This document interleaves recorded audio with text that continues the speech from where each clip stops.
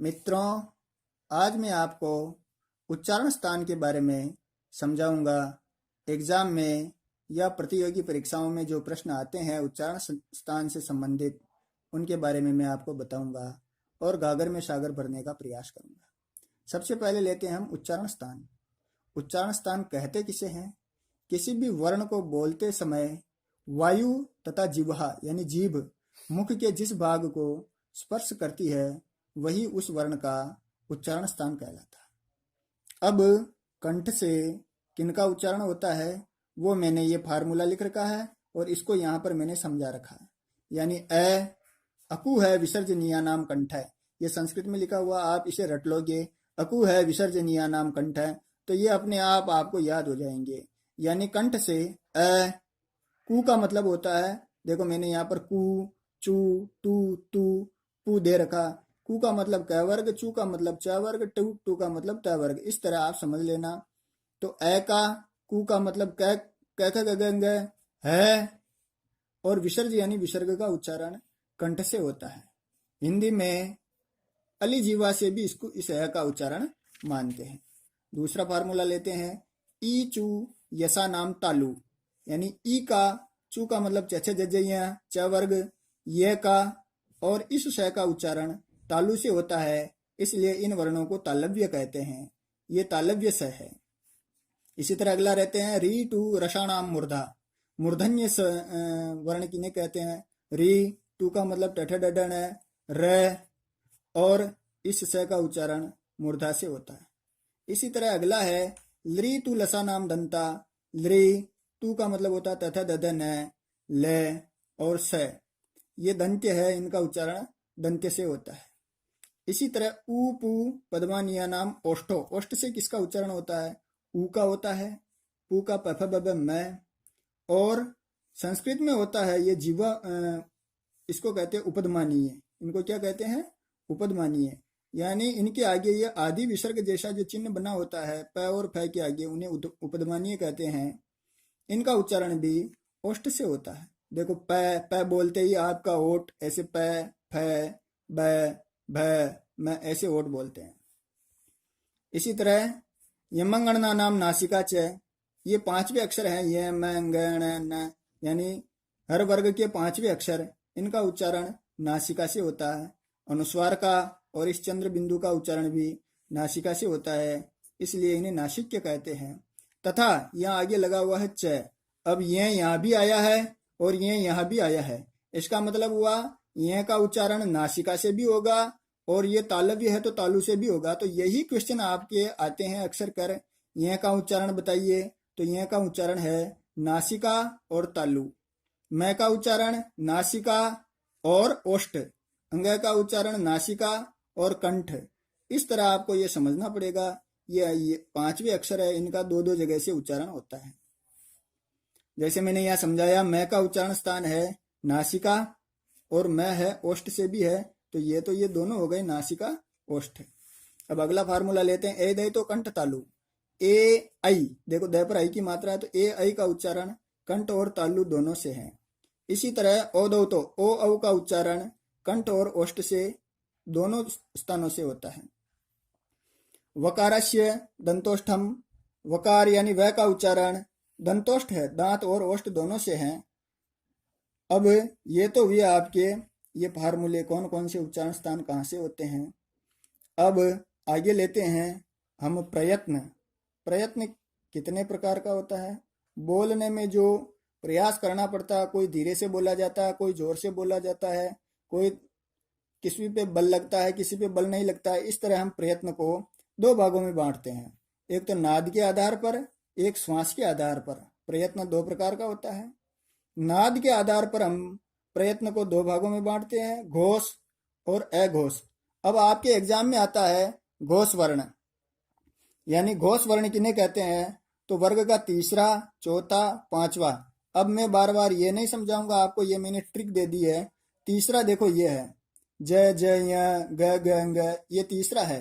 पहला, दूसरा, तीसरा, चौथा, पांचवा, तो ये तीसरा, ये चौथा, पांचवा। अब बार बार ग ग ग नहीं लिखेंगे, तो ये 3 4 5, तीसरा, चौथा, पांचवा, य र ल व और सारे स्वर घोष वर्ण कहलाते हैं। अब आपके एग्जाम में आए इन निम्नलिखित में से घोष वर्ण है, तो अगर ग दे दिया है, ज दे दिया है, या ये दे दिया, अंग दे दिया, ढ दे दिया, तो आप ये घोष वर्ण में उसे लिखोगे। और अघोष, अब इनके अलावा जो बचे हैं वो अघोष हो गए। जैसे इसमें 3 4 5 बचे हैं, तो इसमें एक वर्ग का पहला और दूसरा, और स्वर यहाँ आ गए, यर हो गया, तो तीनों ही स ये हो गए अघोष। तो ये घोष है और ये अघोष है, वर्ग का पहला अक्षर, दूसरा अक्षर, और तीनों ही सस्य अघोष है। अब दूसरा लेते हैं श्वास के आधार पर प्रयत्न। ये भी दो प्रकार का होता है, अल्प प्राण और महाप्राण। अल्प प्राण वे होते हैं जिनको बोलने में थोड़ा कम बल लगता है, तो वर्ग का पहला अक्षर, तीसरा अक्षर और पांचवा अक्षर यर लव ये अल्प प्राण में आते हैं। महाप्राण में इनके अलावा जो बच्चे हैं दूसरा चौथा, जैसे क बोलेंगे तो हमको कम पावर लगाना पड़ेगा, जबकि ख और ग से घड़ी का बोलेंगे तो घ, ठ और ढ, और तीनों ही स, श, श, ह, इन पर थोड़ा प्राण यानी बल ज्यादा लगाना पड़ता है, इसलिए इन्हें महाप्राण कहते हैं। और इनको बोलने में कम प्राण, कम दबाव लगाना पड़ता, बल लगाना पड़ता। क, ग, ग, ये र, ल, व, इनमें कम पावर लगाना पड़ता, तो ये अल्प प्राण है। तो आपके क्वेश्चन आते हैं घोष वर्ण कौन से हैं, अघोष वर्ण कौन से हैं, अल्प प्राण कौन सा है और महाप्राण कौन सा है। तो आप इस फार्मूले के अनुसार आप उन क्वेश्चन को सॉल्व कर सकते हैं। तो दोस्तों, आप हमारे इन वीडियो को लाइक करें, इससे मुझे क्या है, आगे मैं मोटिवेट होता हूँ और बढ़िया से बढ़िया वीडियो डालने का मैं प्रयास करता हूँ। मैंने इसके अलावा तत्सम और तद्भव शब्दों की बहुत ही बढ़िया ट्रिक से मैंने समझाया, वो वीडियो डाल रखी है। पर्यायवाची शब्दों की तो मैंने आज तक किसी ने ऐसी वीडियो नहीं डाली होगी, ऐसी मैंने डाली है। और बहुत सारी संधियां, विसर्ग संधि मैंने डाली है, सबसे बेस्ट ट्रिक से मैंने विसर्ग संधि को समझाया है। वो वीडियो भी आप जरूर देखें, अपने मित्रों को शेयर करें। अब मैं आगे और समझाता हूँ इसी में वर्णमाला किसे कहते हैं। अब देखो, वर्णमाला के आधार पर भी आपके क्वेश्चन पूछे जाते हैं। वर्णमाला के 3 भेद होते हैं, स्वर के आधार पर, व्यंजन के आधार पर और अयोगवाह, ये 3 भेद हो गए। अब लेते हैं स्वर। स्वर 2 प्रकार के होते हैं, एक तो ह्रस्व स्वर और एक होता है दीर्घ स्वर। ह्रस्व स्वर पाणिनि ने 5 लिए हैं, हिंदी में 4 ही है पाणिनि। अब ह्रस्व स्वर हुए अ, ई, उ और री, इन्हीं से बड़े स्वर बन जाते हैं और दीर्घ स्वर हो जाते हैं। अब देखो, अ में अ और जोड़ा तो बन गया आ, ठीक है। इसी तरह ई और ई बनकर बड़ी ई, उ और उ बनकर के बड़ा उ हो गया, तो ये हो गए बड़े। और री में मिलते, हिंदी में कम मिलते हैं, संस्कृत में री से री मिलकर के बड़ी री बनता है। अब ये दीर्घ स्वर अपने आप हो गए, ऐसे आ बन गया, छोटी ई से बड़ी ई हो गया, छोटे उ से बड़ा उ हो गया। अब ए बनाएंगे तो ए प्लस ई, ये दोनों चीजें आ गई अपने पास में। ए प्लस ई, ए और ई को जोड़ा, ए मिल गया अपने को, ए बन गया, ये गुण संधि भी होती है। और ए प्लस उ बराबर ओ बन गया, तो अब आगे अपने को ए मिल गया और ओ मिल गया। अब आगे देखते हैं, अब ए आ गया, ए प्लस ए, ये आ ए मिल गया, तो ए प्लस ए बराबर आई हो जाता है, ये वृद्धि संधि है, ये आई बन गया अपने। और इसी तरह ए और ओ मिलकर के औ हो गया, ये भी वृद्धि संधि है। तो स्वर इस प्रकार बनते हैं और यही ट्रिक होती है संधि बनाने की। अब मैं आगे बताऊंगा मित्रों। व्यंजन, व्यंजन में भी ये बहुत सारे प्रश्न पूछते हैं, स्पर्श किसे कहते हैं, अंतस्थ किसे कहते हैं और उष्म किसे कहते हैं। तो व्यंजन के 3 भेद है, स्पर्श, अंतस्थ और उष्म।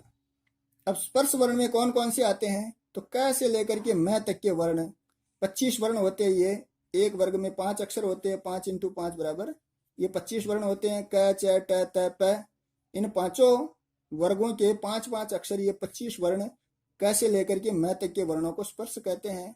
अंतस्थ कहते हैं य, र, ल, व, ये अंदर से निकलते हैं। जैसे ये बोलते हैं तो यहाँ पर ऐसे लगता है जैसे जोरदार लग रहा है।